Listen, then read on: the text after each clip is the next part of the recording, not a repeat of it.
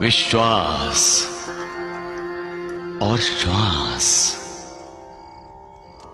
दोनों का एक दूसरे से अटूट संबंध है।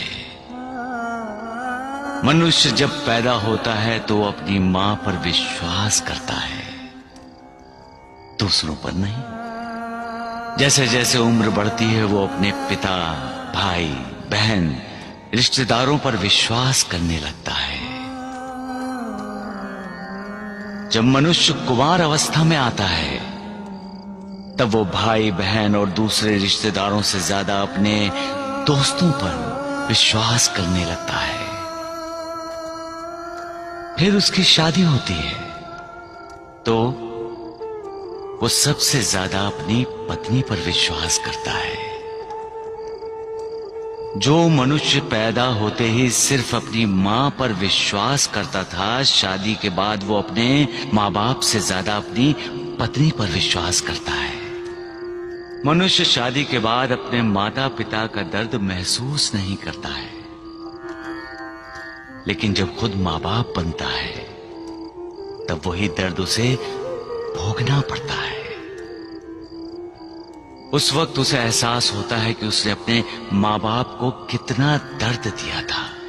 दोस्त दोस्ती तोड़ सकता है, दुश्मन बन सकता है, नौकर नौकर नमक हराम बन सकता है, रिश्तेदार वो तो कभी भी पीठ में छुरा मार सकते हैं। तो किस पर विश्वास करें?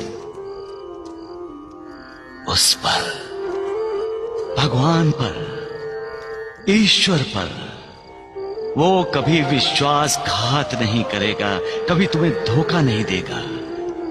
तुम जिस भाव से उसकी भक्ति करोगे वो उसी भाव से तुम पर कृपा करेगा।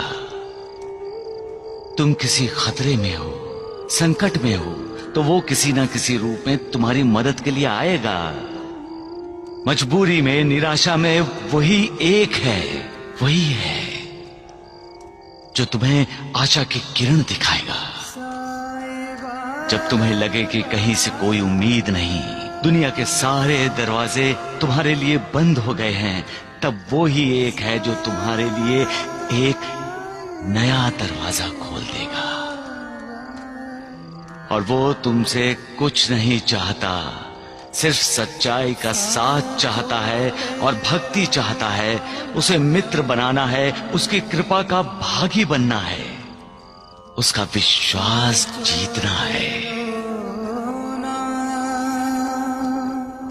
तो एक फल, एक फूल,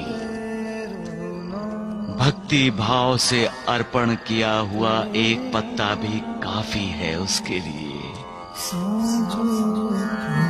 अंतःकरण से निकला हुआ एक आंसू भी उसे मंजूर है, क्योंकि विश्वास